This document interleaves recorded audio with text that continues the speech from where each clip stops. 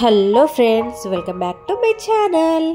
ఈరోజైతే మనము bagara rice with meal maker curry చేసుకుందాము. ఇది కార్తీక మాసంలో నాన్ వెజ్ తినని వాళ్ళకి ఇదొక మంచి ఫుడ్ అనే చెప్పొచ్చు.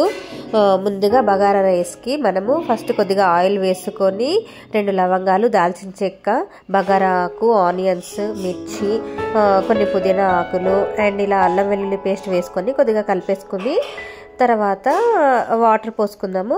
ఈ వాటర్ అనేవి మనం రైస్కి 1 గ్లాస్ ఆఫ్ రైస్ అయితే 2 గ్లాస్ ఆఫ్ వాటర్ సరిపోతాయండి. ఇలా వాటర్ పోసుకున్నాక తగినంత ఉప్పు వేసుకోవాలండి. తర్వాత వాటర్ బాగా మరిగించాలి. మరిగిన తర్వాత మనం నానబెట్టుకున్న రైస్ అనేవి అందులో వేసుకోవాలి.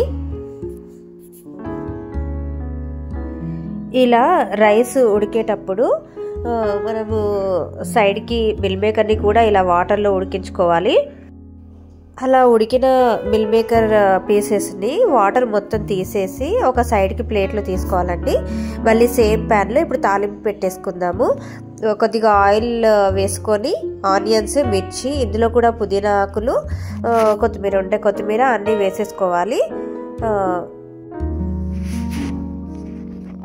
ఆ తర్వాత కొద్దిగా అల్లం వెల్లుల్లి పేస్ట్ కూడా వేసుకొని ఇలా కలుపుకోవాలి. ఆనియన్స్ ముక్కలకి మొత్తం అల్లం వెల్లుల్లి పేస్ట్ పట్టేలాగా వేయించుకోవాలి. ఇలా వేగిన మిశ్రమంలో కొద్దిగా పసుపు, కొద్దిగా సాల్ట్ వేసుకొని కలుపుకోవాలి. ఇలా కొద్దిసేపు వేయించుకున్న తర్వాత మనము వాటర్ అంతా తీసేసి వచ్చిన మిల్ మేకర్ ముక్కలు అయితే ఉన్నాయి కదండి, అవన్నీ ఇందులో వేసేసుకోవాలి. వేసుకొని ఉప్పు, పసుపు ఇవన్నీ ఆ ముక్కలకి పట్టేలాగా మంచిగా కలుపుకోవాలి.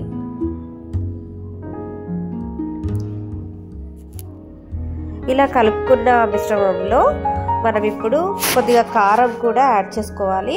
కారం కొద్దిగా ఎక్కువే వేసుకోండి, టేస్టీగా ఉంటుంది. మనకి మటన్ తిన్న ఫీలింగ్ అయితే వస్తుందండి. అండ్ ధనియాల పౌడర్ కూడా వేసేసుకోవాలి. ఇలా ధనియాల పౌడర్ వేసేసుకున్న తర్వాత కొద్దిగా మీకు గ్రేవీ ఎక్కువగా కావాలి అనుకుంటే ఇలా వాటర్ పోసేసుకోండి.